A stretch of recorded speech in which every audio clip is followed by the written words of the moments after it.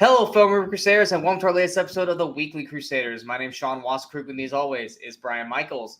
And today we're talking about two movies that came out during the week of September 10th through September 16th. We've got, I wouldn't say they're both comedies. We got one that's like more of a comedy, and we got one that's kind of more of a thriller. Sort of mystery kind of movie, yeah. Yeah, it's a thriller mystery with comedy aesthetics to it, basically. How are you feeling about both these films before we jump in? They're both films that I wasn't sure I was going to like before I saw them, but they're both films that I was pleasantly surprised by. And yeah, especially one of them, which I really don't like the main lead, but we'll get into that. Yeah. We're going to go ahead and start with my film first. And this is a movie that, honestly, and that's the thing with streaming films, is there's times where we'll hear about a movie a year out, and then all of a sudden, we know about it throughout the year, and we're waiting for it to come out. And then there's movies that, like, you never even knew they existed, and then all of a sudden a trailer pops, like, 2 weeks before it gets released on a streamer, and you're like, oh, okay, well, cool, I'll check this out. And that's kind of what was going on with mine. We were talking about the Amazon Prime. I'm calling it an Amazon Prime film, even though it was technically released in theaters. But I mean, I think everyone knows it from Amazon just does those super limited 1 week things. Yeah, exactly. We're talking about the 2019 comedy film Brittany Runs a Marathon. Brittany Runs a Marathon came out September 13th, 2019. I could not find a budget anywhere for this movie, so don't have anything for that. When it was released, we had a mass weekend opening of 1.47 million. It did make 1.83 million in smaller limited releases. And during its opening weekend, it was 13th, which was its highest ranking. It had a finished box office of 7.44 million, 7.19 million domestic, and $252,298 international.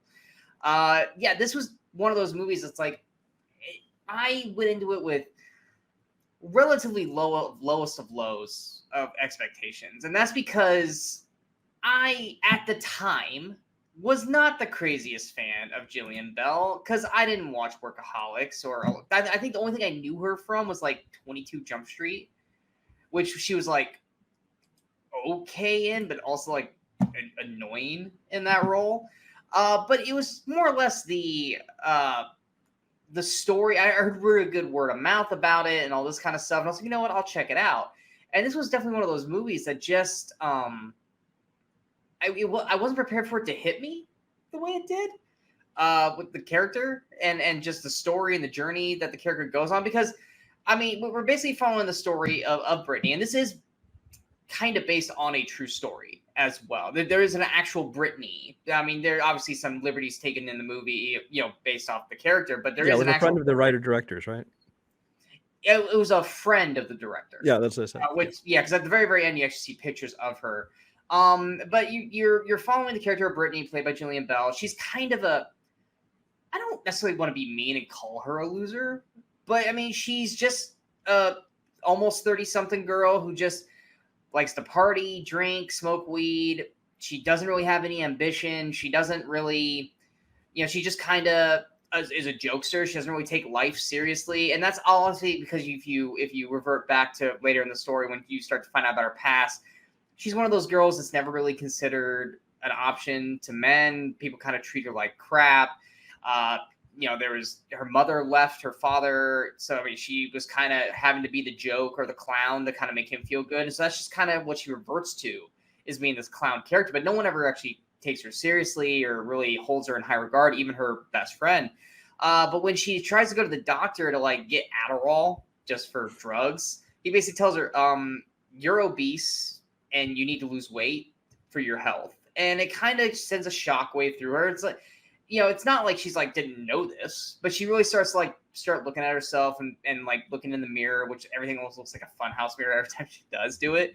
And she starts to run and try to, lose weight and stuff like that. And as she's doing that, she decides, her and her running buddies, that they should try to do the New York City Marathon. And that becomes the main journey for her, as well as, making her, her life better and, changing herself for the better, as well as, getting healthy and stuff like that. And that's basically the general plot of Brittany Runs a Marathon. before I jump too far into my stuff, let's go over to you, Brian. Have you seen this before this week?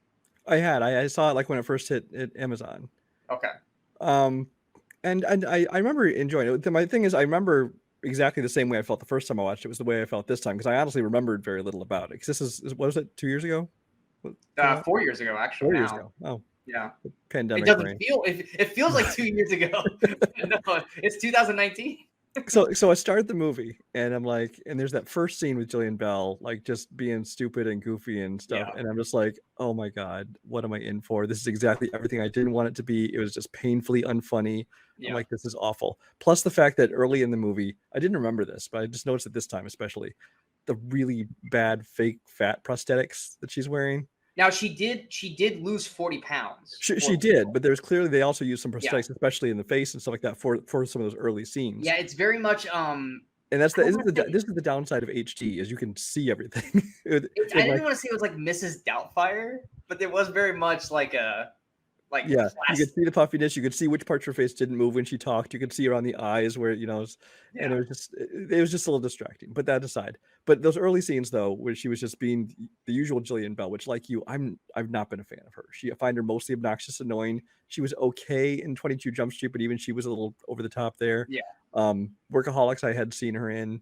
I don't know if I'd seen her in yet when I saw it. I think I had, and she was fine, but she was a small supporting role in that show. I mean, yeah, and because Brian finally made me start watching Workaholics, he's like, "You actually like it?" I just entered my 4th season on it, and I actually love her on that show. Whenever she's on, I'm like, "Yay, Jillian!"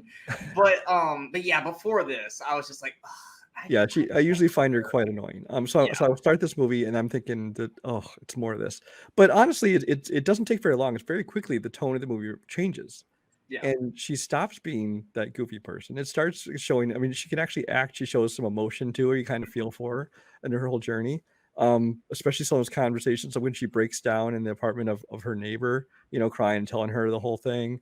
And then there's just other scenes, like the one where she went on a date with a dude who like legitimately was like a nice guy and interested in her, and like she ended up leaving because she just couldn't handle, she's so used to being treated differently the whole time.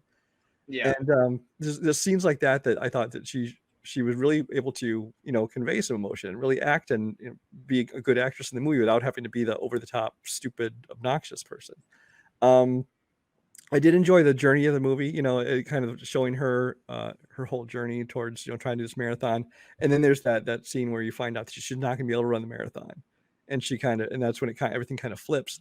Now, I didn't especially like the whole thing where she like flipped completely the other way, like she started like mocking the other large girl at the birthday party. That whole scene, I was like, you pushed it. Yeah, that was a whole like there was, because she starts reverting back to like closing herself off and everything, and like there's a scene where like her friends try to give her money and she acts that way. I'm like, okay, that actually falls into her character. Mm-hmm. But that whole scene at Little Rel Howery's party, I was just like, this is no. Like, this is a scene that makes you want to make you like her less. Yeah, it really makes you completely disliking her. And of course, there was the next morning, when she, talked to him, and she was like, she was drunk and she was going to apologize, and she's like, I know I need to apologize and all this thing.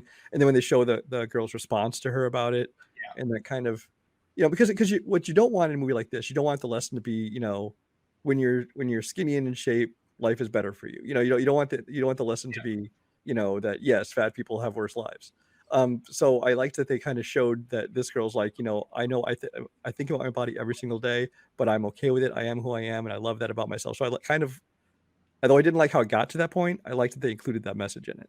Yeah, it's one of those. It's like a double-edged sword, because I hate that scene. If there was a scene I would have removed from this movie, it's that whole birthday scene, because it's the worst, and it really knocks her character down a peg in terms of likability. But then you do get that moment where I just didn't like how it was shot, because it's almost shot like a confessional. On Real World. But the message that's being told in that moment is really, really, really good. It's just everything about that. It was just like, it kind of puts the movie on pause. Mm-hmm. So if there was something I would take out of that, it would be that whole sequence, because I didn't think it was necessarily needed. Yeah, I mean, I understand what she was feeling, but I didn't believe that she would lash out like that. I mean, maybe if you blame the alcohol or whatever, maybe, but it's like, it just, like you said, in a movie, it risks you disliking the main character, especially that late into the film. Yeah. Because even then she was only, I mean, granted, I don't drink, but she was just drinking wine. It wasn't like she was like drinking beer and liquor and she was drinking like red wine. Yeah. Like, come on. As much as we've seen from her character at the start of the film, I know, granted, she's lost a lot of weight and she hasn't been drinking, so maybe it was hitting her harder, but still, that whole moment was just awful. I think also she's just wallowing in self-pity and she's lashing out at other people too. So yeah, she is. It's but just the whole thing, then of course things turn around and she does the marathon the next year. And I honestly thought that kind of like from the time where she wasn't able to do the marathon to also just like jump to the next year, and it's like that was kind of a quick they kind of fast forwarded over the ending there. Well, I mean, it was because they were already like near in 2 hours. Yeah. They got out of rush. I mean, I enjoyed the movie. You know what? One of the other things I thought I would really dislike was I am going to butcher this name. Are you talking about Jern? Yeah, Utkarsh Ambudkar. I love this guy. He's a guy I think I first became aware of him in like Pitch Perfect. Apparently he's one of the guys in the original I forget, it was like Freestyle Love Supreme or whatever with Lin-Manuel Miranda and Daveed Diggs and these other guys. I guess they're all part of this group. Like there's a Hulu special about him. And he was actually almost originally going to be in Hamilton, but he apparently had alcohol problems that he needed to seek help for, and so he wasn't a part of that. But he's part of that same group, and so I was going to watch him. I was worried his character in here was going to be like just the comic relief. You know, he's kind of over the top kind of character, and in some cases he was, but it ended up being like a good, he balanced emotional relationship story with him and Jillian Bell. Yeah. I love that guy. I watch him on the TV show Ghosts, and he's great on that. I like him and everything because I was in the same boat with you. Is like because there are movies that we have seen him in where he's just kind of plays like this, like almost like an Ari. Oh my God, what's his name from Parks and Rec? I didn't watch Parks and Rec. Oh my God, who's the actor you're talking about? He's short, Indian guy, comedian. Oh, Aziz Ansari? Thank you. And I was like Indian Ansari. He kind of comes off like that, almost like kind of like douchey guy in some movies, but in this movie, and then a lot of things I've seen him in lately, is like he starts that way, and then he starts to develop the character, and you actually start to care for the character in a lot of the ways as well. And I really enjoyed him in the film, especially when you start to see that like he was catching feelings for her, and like he's trying to be a good guy, but she just like cuts him down.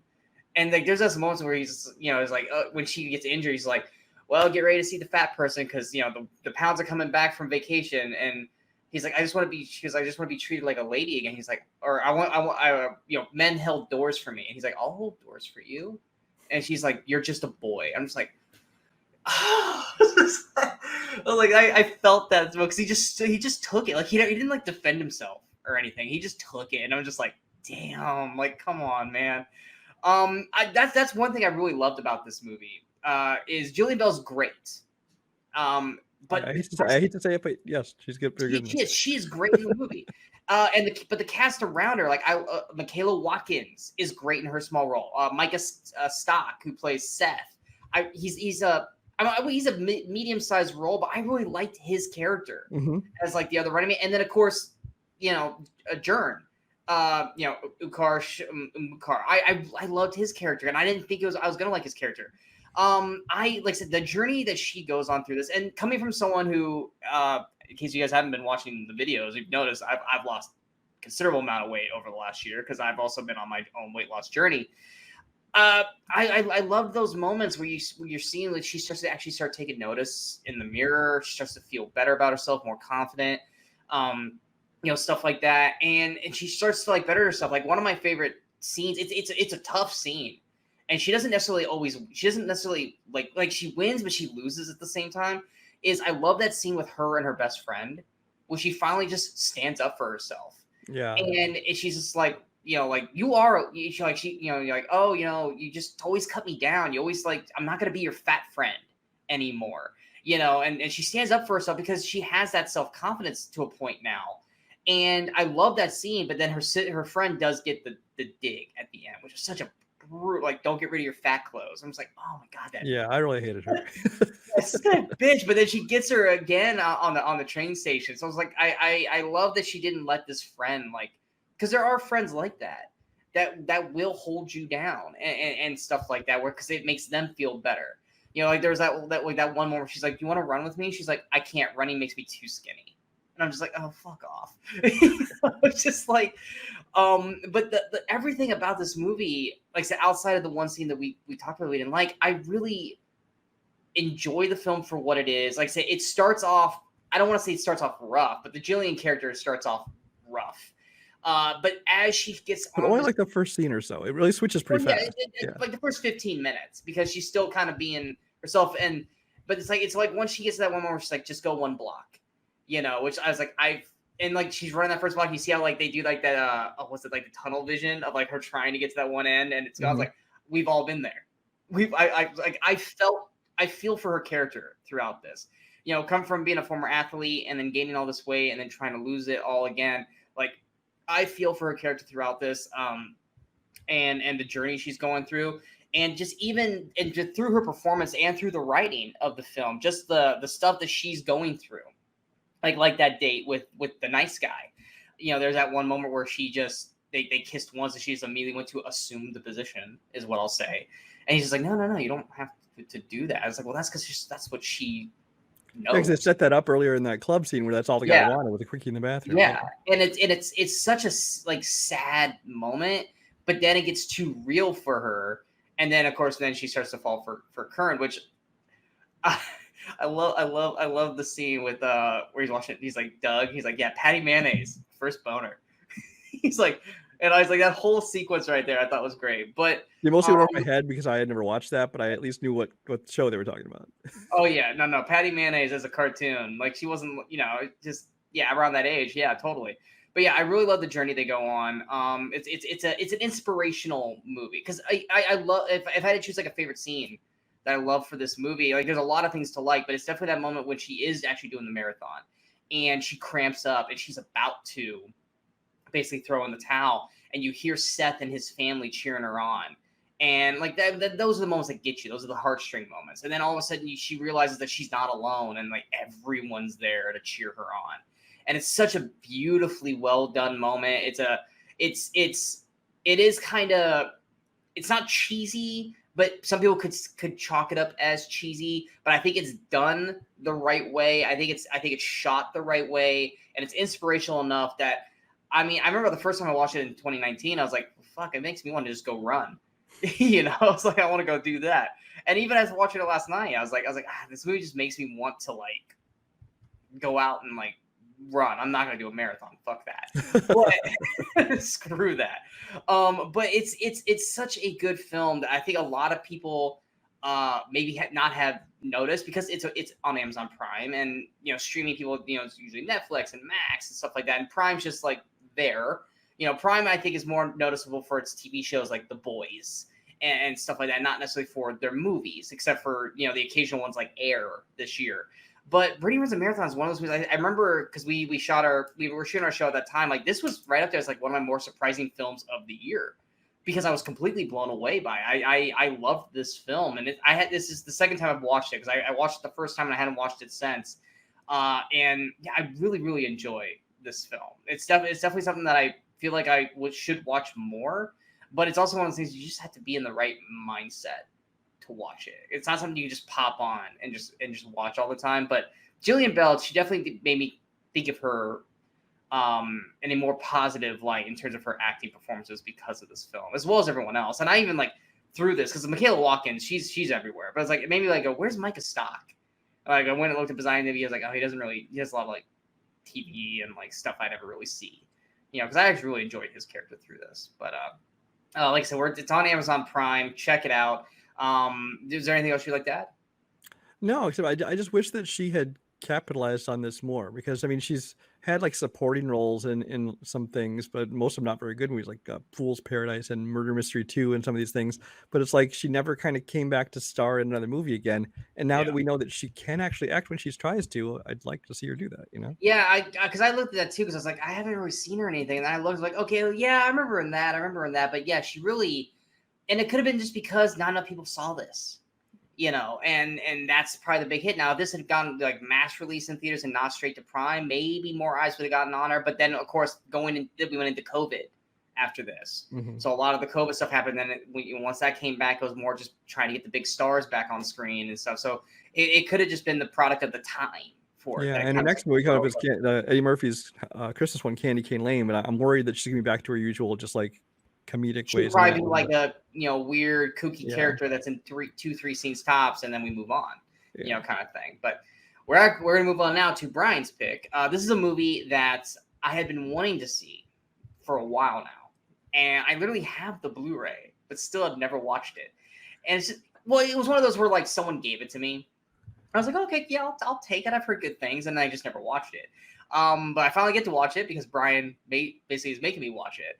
And that is the God damn, my numbers are off tonight. 2018 mystery thriller with some comedy aesthetics. A Simple Favor, not A Simple Plan, which I've said that like 18 times this week. A Simple Favor.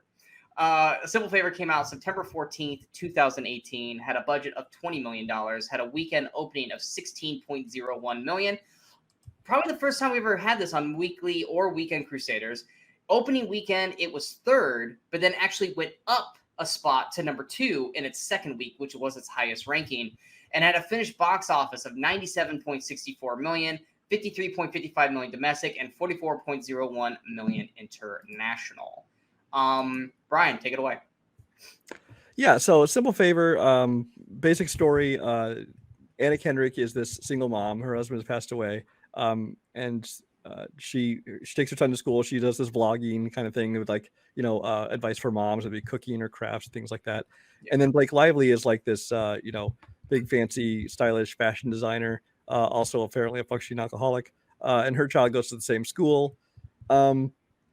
They meet, and she essentially asks her to do this, to do her a simple favor of watching her son. Then she disappears. Nobody can find her. Then she apparently turns up dead, and there becomes this whole mystery of, is she or isn't she alive?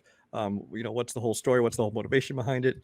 And it becomes this whole mystery story. And she basically becomes like a kind of a detective by the end of the movie. What makes this movie work the most for me is the two leads, obviously. I think that they are the two characters, first of all, are perfect opposites, because you have this self-confident bitch, this it's Blake Lively. This is not a cut down. She would call herself that. Yeah. And then you have Anna Kendrick playing this very soft-spoken mom who, the perfect typical mom. Very un-Anna Kendrick, by the way.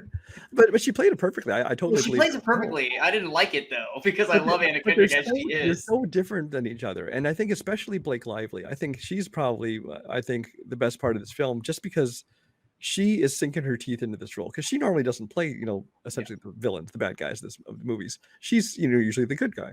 And in this one, she is just diving full force into this. She's playing it up. She is chewing away in scenery on this. And so she's a lot of fun to watch her get to be kind of evil. It's very different. It's directed by Paul Feig, who is known mostly for comedies. This has some comedy, I don't want to say it has some comedy in it. There are funny moments and lines, but it's not a comedy. It's definitely more of a mystery drama kind of thing. But he's known for doing, like Spy and Bridesmaids. He was one of the guys along with Judd Apatow behind Freaks and Geeks on TV, which it's fun to see Linda Cardellini pop up in a supporting role in this. Yeah, in one scene, but it was I like that scene. Yeah, great scene with him. And then of course you have Henry Golding. It plays the husband of Blake Lively, who then once she's presumed dead, starts to have a relationship with Anna Kendrick's character.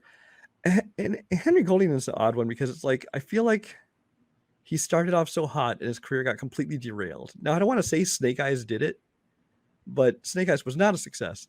But it's like he came out of the gate doing things like this Crazy movie Rich Asians. and Crazy Rich Asians and stuff.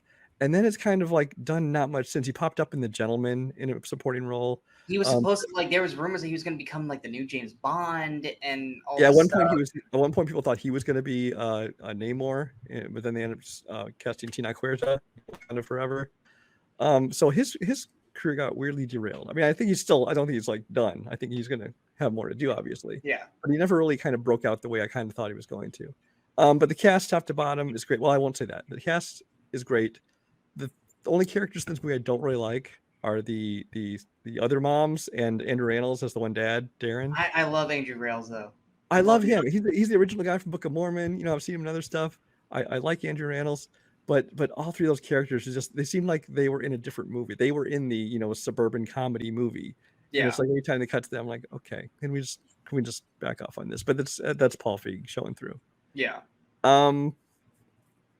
I do think that there's a point in the movie where there's a weird tone shift. It actually, Paul's one of my favorite scenes is essentially where, spoiler alert for a movie that's how many years old, where Anna Kendrick finds out that that Blake's alive, Hope is alive, and No, she's Faith. and she had a twin and this whole thing, and she goes on her blog and basically calls her out because she knows she's watching.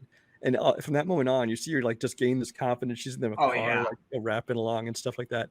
But then it's like they have this meeting in the cemetery, which is a weird, complete tone shift where Anna Kendrick is now like acting like she's boss bitch and kind of being very, very confrontational and stuff like that. And it's in that last act of the movie, like the last 20 minutes of the movie, where it kind of loses me because I love the movie, I love the performances, I love the story, but then the last act just tries to do too many twist upon a twist upon a twist. It's like, oh no, you think this is happening, oh but no, this is happening, oh but wait, this is what's really happening, and it's like it tries it too hard, and also some of it doesn't really make sense. So yeah, but I'll stop there for now. Your initial thoughts, having not seen it before? Well, yeah, because like I said, I wasn't prepared for Anna Kendrick to be this kind of character because she doesn't really play this character, and so I wasn't necessarily, and she wasn't bad at it. I'm not. She was good. She hit the marks. Like she knew the assignment. She was doing it well, but I wasn't like enjoying her because I was like, this isn't the Anna Kendrick that I love. It's like trying to make Ryan Reynolds just be like serious actor without the quips and the charisma. It's just like this is not how I like him. It's like I want to see Ryan be Ryan. I want to see Anna be Anna. And I even was writing stuff down for this, and I was like, that cemetery scene to me was probably my favorite scene because it gave Anna that confidence back. She was becoming the Anna that I love watching, and I just love that it was almost like a chess match between her and Blake in that scene. Plus, that's when we get the like, oh, this is what's actually happening and stuff, and you almost get the tables turn because you see these little conversations they have on a couch where Blake's just kind of controlling the conversation, calling Anna out on everything and all this kind of stuff. And this is the moment where Anna's like, no, I'm not the pushover that you think I am. I'm not taking this shit, and I'm going to call you out on your bullshit. And Blake is kind of taken aback by it, but she's still Blake in this movie, so she's not going to back down. But to the point where she's like, well, fuck, maybe I should use her as an ally instead of, it's like, because she's actually way more clever than we think she is. Because I like that scene that you're talking about where she gets on the vlog and basically calls her out without calling her out. Like, that's a great moment right there. Because you see that, Faith or Blake Lively's character is just like, son of a bitch. It's like, because yes, I Motherfucker. Yes, brotherfucker. Which that whole plot line was unnecessary to me, but anyway. And it was more or less something that she could hold over the Anna character or Stephanie character. But yeah, also not necessary either. I agree. But it's one of those things where it was like one of those things like the first act, I was like, I'm not liking it, but I'm not like loving it because Blake is like so up here and Anna's so down here. It's like I was like, I need them to kind of get at least closer, which they do. And I that's when I really starting to kind of gel with it was when they started to kind of line up a little more. And I agree with you. Blake Lively is chewing the shit out of this role. And there are times where villains do that and it's over the top bad. And it's like, oh my God, they must have had fun shooting this, but it wasn't fun to watch. And then there are ones where you're like, dude, they were chewing the scenery up and I fucking loved it. And Blake, I fucking loved it. I said, a couple months back when we watched The Shallows, like, this is Blake Lively's best performance. She's phenomenal in that film. And I think we've watched her twice now since then. This, and then there's some other movie we watched recently with her in it as well. And I was just like, oh, damn, is Blake Lively actually a good actress? And I just never watched the shit she was actually good in because she's great in this. Not to mention the style that she wears through the film, because everything, she looks amazing in everything, which granted, Blake Lively's gorgeous, but I really did love her character in this film. She's a fun character. And like Anna Kendrick, once they started to give her a little more confidence as a character, I really enjoyed her. I thought Henry Golding was good. I liked him in this. And it was one of those things where I too was like, what happened with him? Because he was like numero uno, sexiest man like alive. Like, oh my God, Henry Golding. And then it's just like, oh yeah, what happened to Henry? I can't remember the last thing I can't remember anything he's been in since like Snake Eyes. And it's not because he's like, I don't know, maybe he just took a break. It's just like, was last Christmas before or after Snake Eyes? I think it was before Snake Eyes. I think they were Snake Eyes was after this, but it was because Snake Eyes was around COVID, wasn't it? Yeah. Yeah, because this was 2018. I think the last thing I've seen him in was The Gentleman.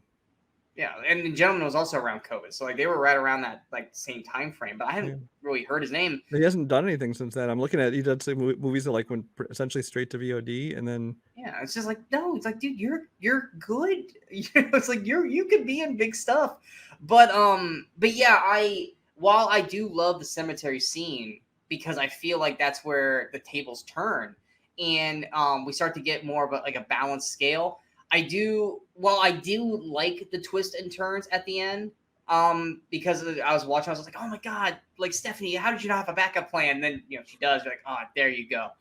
But I feel like that, and that's the problem with twists and turns for mystery movies, is that like there's a lot of shit that happens off screen, and it's like, well, I get that you're trying to show twists and turns, but you really needed to show a scene or two of showing that like Stephanie and Sean were in cahoots together or something. Like, well, then they couldn't try and shock you at the end. I know, but this was like, well, based off of where we were at and when the hell did they have a conversation? Well, that's just it. That my thing is, I would have been okay with any one of the twists, but they just put too many of them in there. Because like I've been okay if because at one point it looked like it was actually some kind of insurance scam with what's his name, Henry Golding's character, I don't even know. Sean. With Sean and Hope that they were actually behind it, and she was just a pawn in this thing. And then it seemed like Hope was the other twin. Oh, sorry. And then it seemed like Sean was going to be the one turned out to be the bad guy. I'd been okay with that twist, but that now I was okay with the whole thing with them setting up Faith. But it just seemed to me that to do all three of them on top of each other, it just became too much. And like you said, because like when did they like? Okay, so at what point did they set up this whole plan? Because like they actually essentially framed the two women, supposedly like basically framed Henry Golding and had the cops come to his house and arrest him, and he was shown in front of the media and fired from his job. Was this all part of the plan? Because I don't think the cops go along with this big whole showboat if they believed her. They would just, I don't know. Yeah, and then the actual main plan. It's like, oh, so you got the cops are just okay with you coming in with the gun and this like all this like. And then like wait, there's too much. Well, hold on. I think you're gonna go where I'm gonna go, and I'm gonna go with it. So then you have there's too much stuff, and it's like you're trying to be clever. I don't hate the cleverness of it, but you need to have moments that show what you're doing because it goes a little too off the rails. And then you have like oh, she sent them to Andrew. Yeah, we sent them over to Darren's house. Yeah, but not only did they apparently let Darren go, but Darren beats the cops to this other house. Well, that too, but he's also high, and they let him drive. They let him drive there, and then he basically attempted manslaughter at the same time as well. And it's like he technically should be getting arrested. And then when they grab Faith, they don't put her in handcuffs either. They just throw her in the back seat. It's like she should be in handcuffs. So like that whole ending is kind of a mess. But I also, because of your Letterboxd, I did see the other ending. Yikes. Okay, so here's the thing: is I've watched this movie several times since it came out in what was it 2018? 2018. I had never heard about this. It turns out apparently on the disc, which I didn't have a disc, but apparently it was on my Vudu Extras. I never watched it.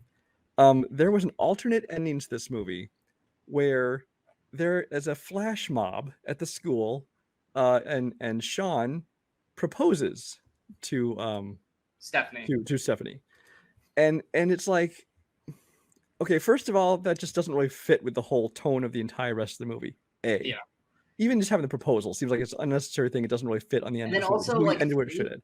Faith's mom is in the flash mob. They do this whole flash mob thing, but like his mom is there. Why the hell would she Not be his there? mom, her mom, Faith's mom.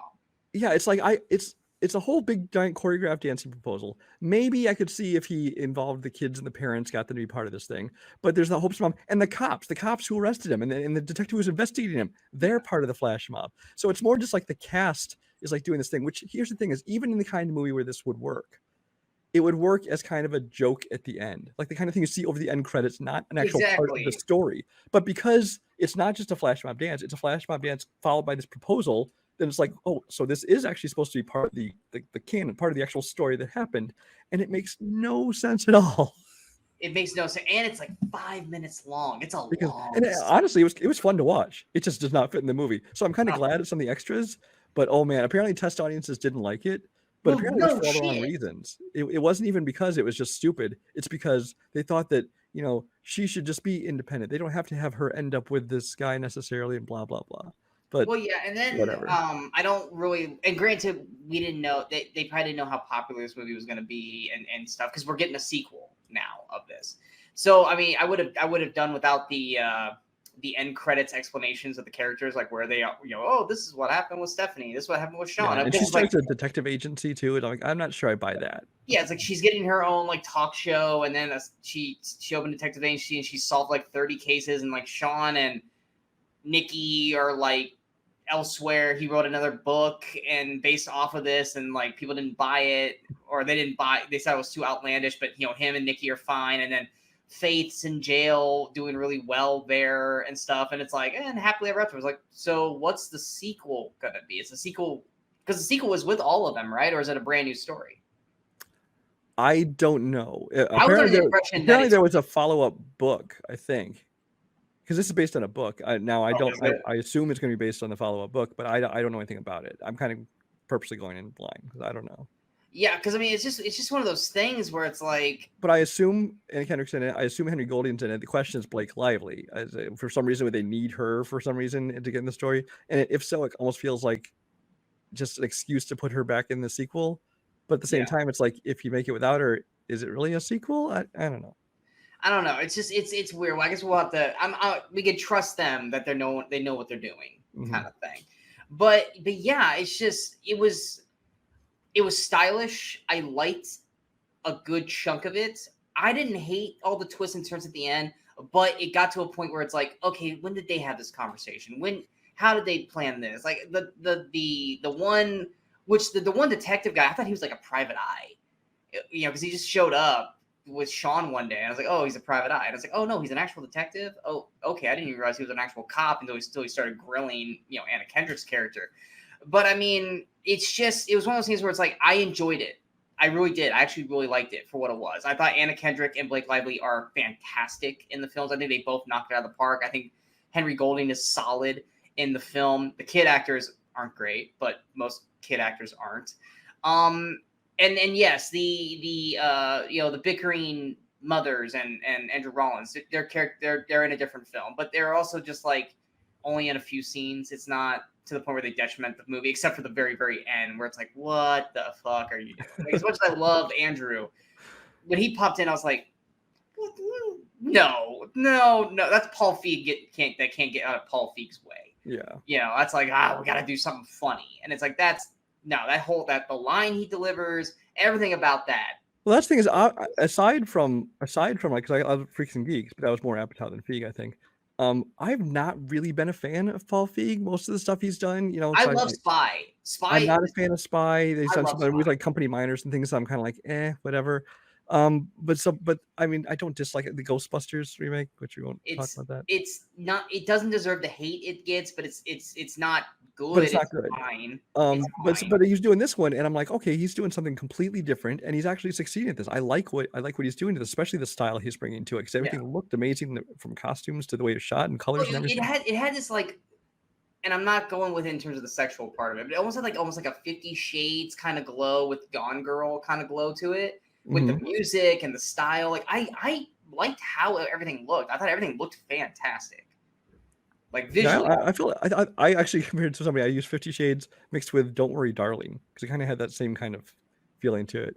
just because of some of the clothing they were wearing and some of the Yeah. colors and things. But it's like I thought he was doing something different and he was succeeding at it. But like you said at the end, he couldn't get out of his own way. Especially, I'm glad they got rid of that alternate ending because that would have been him just going into his comedic It almost area makes for no me reason. wonder how the book ends. If the book ends the same way, I was like, oh, well, then the author kind of couldn't get out of it their own way, and then Well, Paul there's Feig just apparently a happened to whole bunch of follow. differences in the book. Okay, so like if the especially the ending, ending, apparently it's very because if different. the ending's just like that, then you can't blame Paul Feig, except for maybe the Andrew part. But it's like if it's convoluted like that at the end in the book, then Paul Feig's following the book. So it is one of the things where it's like you.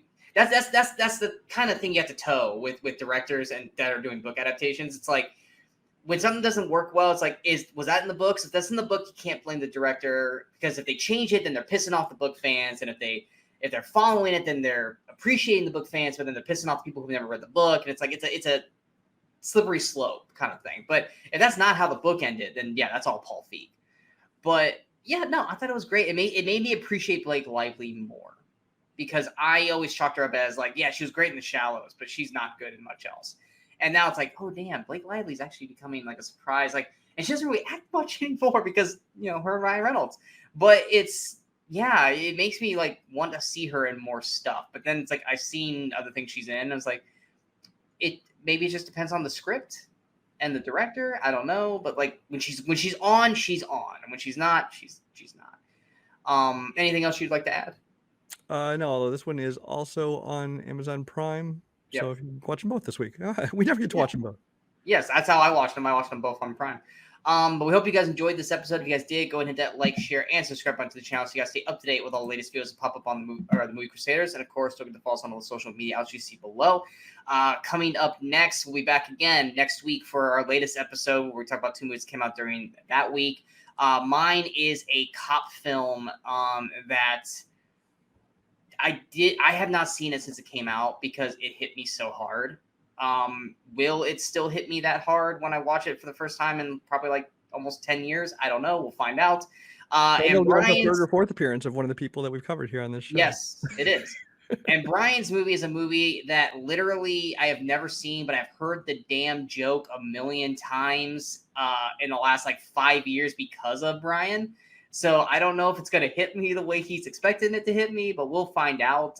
Cast-wise, I like the cast, so I'm hoping I'll like it, but we'll find out. So figure out what those 2 movies are. Good luck on figuring that out. In terms of movies coming out this week, I think Haunting in Venice and I'm not sure if anything else really came out of note this week. Cassandra is going to be opening in some theaters this week, or is it on Netflix this week?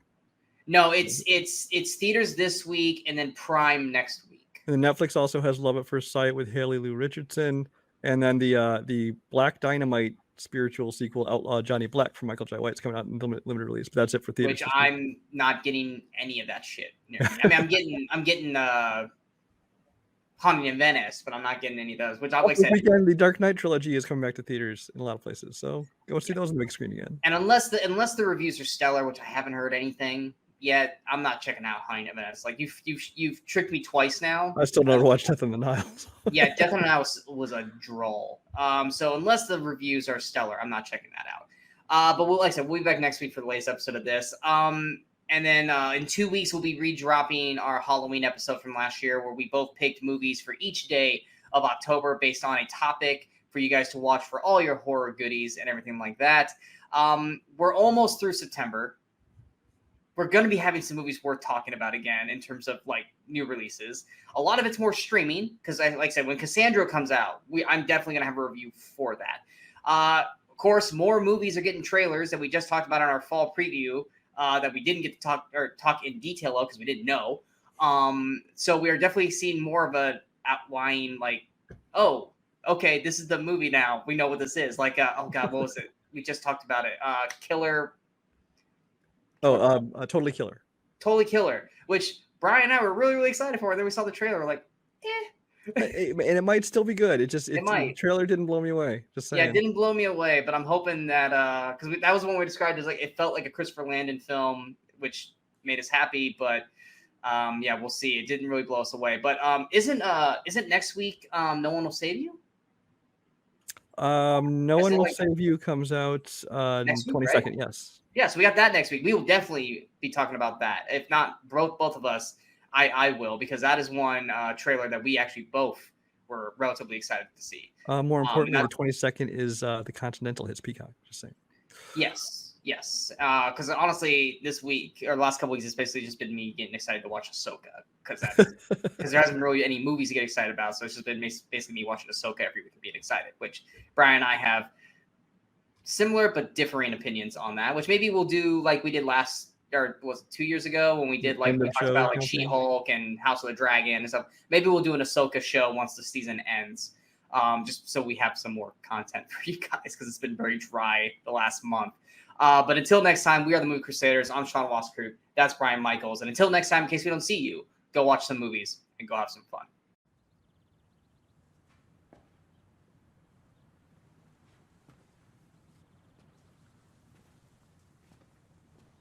You're still here. It's over. Go home.